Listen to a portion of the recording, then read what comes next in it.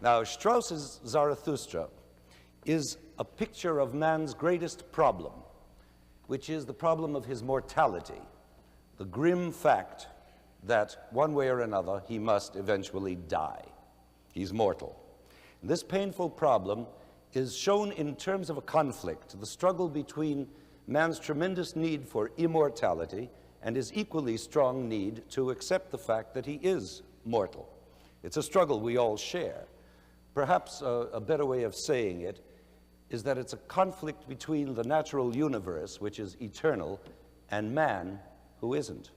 And this conflict is what Strauss's music is all about in musical terms.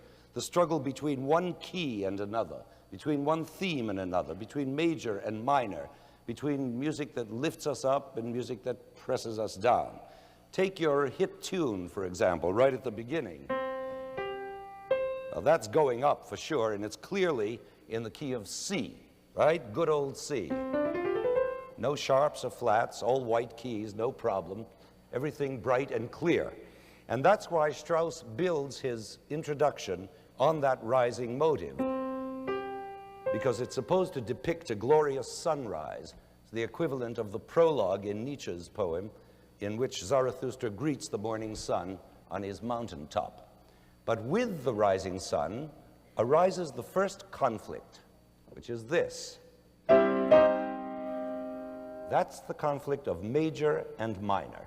You see, those famous three notes are in C, all right, but they are neither major nor minor. They could be either one.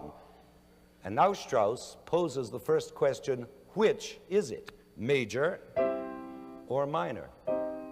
And then again come the same three notes, louder, and again the question, only this time the other way around, minor or major. In other words, it's as if Strauss were saying, okay, that's the sun, the solar system, the universe, perfect and everlasting, but what's my relation to it? If I'm part of it all, which I am, then why am I not also perfect and everlasting and immortal? And that's the first question to be asked in this work, which is one long series of questions from start to finish. And the finish, as you'll see, instead of being an answer, will be the strangest and spookiest question of all.